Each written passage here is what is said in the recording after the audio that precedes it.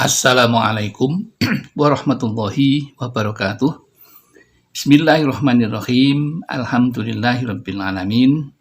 Wa bihi nasta'inu ala umur dunya waddin. La haula wala quwata illa billahil aliyyil azim. Jamaah Al-Fatih Channel dan sahabat YouTube yang berbahagia. Pada kesempatan yang baik ini, mari kita gunakan untuk bersyukur terlebih dahulu atas nikmat-nikmat yang diberikan kepada kita, agar kita diberi tambahan nikmat oleh Allah Subhanahu wa Ta'ala. Mari kita syukuri kenikmatan yang diberikan Allah ini dengan ungkapan rasa syukur.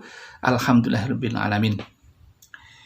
Sholawat dan salam tentu tidak akan kita lupakan, akan kita sanjungkan kehadiran baginda Rasulullah Sallallahu Alaihi Wasallam, Nabi yang kita cintai dan kita rindukan syafaatul uzmanya ketika di dunia dan di akhirat nanti. Selanjutnya ingin kami berbagi kepada saudara-saudaraku tentang ilmu yang mudah-mudahan bermanfaat bagi kehidupan kita. Adapun judulnya adalah inilah gambaran dahsyatnya siksa kubur bagi orang durhaka kepada Allah Subhanahu wa Ta'ala. Maka berlindunglah. Disampaikan dari Nabi Muhammad SAW, adapun orang kafir ketika akan mati, ia didatangi malaikat yang hitam mukanya, hitam pula pakaiannya. Mereka duduk di depannya. Tidak lama kemudian datang pula malaikat maut duduk di sebelahnya. Katanya, "Hai ruh jahat, keluarlah menuju kemarahan Allah. Tersebarlah ke semua anggota tubuhnya. Lalu roh dicabut, seperti mencabut besi dari buluh basah. Urat dan ototnya putus-putus. Ia diterima dan dimasukkan kain hitam. Dibawa keluar, baunya basin bangkai, lalu dibawa naik. Setiap melewati kumpulan malaikat, mereka bertanya, 'Roh jahat siapakah yang bau busuk itu?' Jawabnya dengan sebutan yang sangat jelek, 'Roh Fulan bin Fulan,' hingga terdengar ke langit. Akan masuk, tapi pintu tidak dibukakan. Lalu Nabi membaca ayat, 'La tufattahu lahum abwabus samai wala yadkhulunal jannata hatta yalijal jamalu fi sammil khiyati. Wa kadzalika nadzil mujrimin.' Sekali-kali tidak akan dibukakan pintu-pintu langit buat mereka dan tidak dapat masuk surga kecuali jika ada unta bisa masuk kepada lubang jarum, atau hal ini tidak mungkin. Demikianlah balasan orang-orang yang zalim." Al-A'raf ayat 40. Lalu perintah Allah, tulislah ketentuannya di Sijjin, yaitu neraka Sijjin. Terlemparlah ruh itu, firman Allah, "Wa may yusyrik billahi faka'annama kharra minas samai fatahtafuhul fatahtahu tayru au tahwi bihir rihu fi makanin sahiq."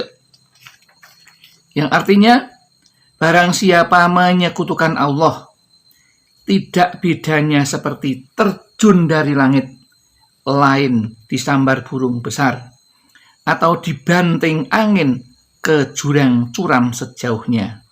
Al-Hajj ayat 31.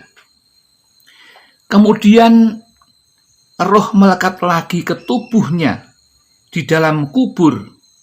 Tidak lama lagi datang malaikat Mungkar dan Nakir, memegangnya dan menggertak. "Siapa Tuhanmu?" Jawabnya, "Aku tidak kenal." Apa agamamu? Aku belum mengenalnya.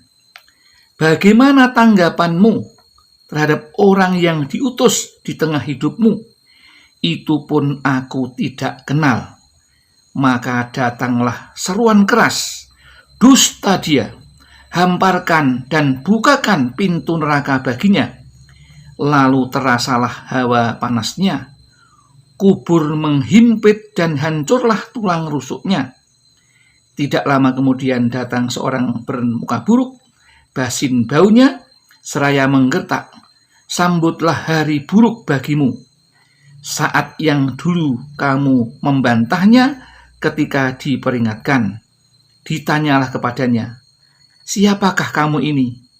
Jawabnya, aku adalah laku jahatmu. Katanya, ya Tuhan, tunda hari kiamat, jangan keburu hari kiamat. Al-Faqih, Rasulullah bersabda bahwasanya orang mukmin dikunjungi malaikat yang memegang sutra berisi minyak kasturi di waktu sakaratul maut. Ia mencabut rohnya sangat pelan, seperti mengambil rambut dari adunan. Itulah gambaran dua perbedaan yang luar biasa antara orang yang durhaka dengan orang yang beriman kepada Allah dan mengerjakan hal-hal yang baik. Demikian yang dapat kami sampaikan. Mudah-mudahan ini memberikan gambaran betapa susahnya ketika hidup di alam kubur bagi orang-orang yang tidak mengenal Tuhannya. Tapi orang kafir ketika sakaratul maut, malaikat membawa kain bulu berisi api, lalu dengan sekerasnya roh dicabut dari tubuhnya dan dikatakan padanya, hai jiwa yang jahat, keluarlah menuju kemarahan Tuhan, menuju tempat terhina dan siksanya. Sesudah keluar, roh tersebut diletakkan di atas bara api, mendidih, dilipat dan dibawa ke neraka Sijjin. Al-Hadis. Diriwayatkan dari Abu Ja'far dengan sanadnya Abdullah bin Umar radhiyallahu anhu, katanya, seorang mukmin ketika masuk kubur menjadi luaslah kuburannya sampai 70 hasta, bunga-bunga harum bertaburan sutra dihamparkan baginya. Sedikit hafalan dari Al-Quran menjadi penerang baginya seperti cahaya matahari, layaknya seperti pengantin baru, tiada seorang pun yang berani membangunkan dari dunia kecuali sang kekasih. Atau demikianlah nikmatnya. Bagi orang kafir bagaimana? Tetapi untuk orang kafir kubur menjadi sempit dan hancurlah tulang-tulang rusuk di telannya. Ular sebesar leher unta menghampirinya dan menyabit-nyabit dagingnya sampai hanya tinggal tulangnya. Malaikat yang buta tuli lagi bisu memukulnya dengan gada besi, jeritannya tidak didengar dan keadaannya tidak dilihat. Ditambah lagi setiap pagi dan sore hidangan siksa api neraka untuknya. Oleh karena itu, maka kita masih ada kesempatan untuk menghindari hal itu, maka kerjakanlah apa yang diperintahkan oleh Allah dan jauhilah apa yang dilarang oleh Allah. Kemudian kita percaya dan yakin bahwa Allah itu adalah ada dan Allah adalah Tuhan kita, Tuhan semua makhluk yang ada di dunia ini. Demikian yang dapat kami sampaikan. Mudah-mudahan ada manfaatnya sehingga kita akan tambah yakin bahwa siksa Allah itu sangat pedih dan kita bisa menghindari dari sekarang karena kita belum meninggal dunia. Demikian yang dapat kami sampaikan. Mudah-mudahan ada manfaatnya.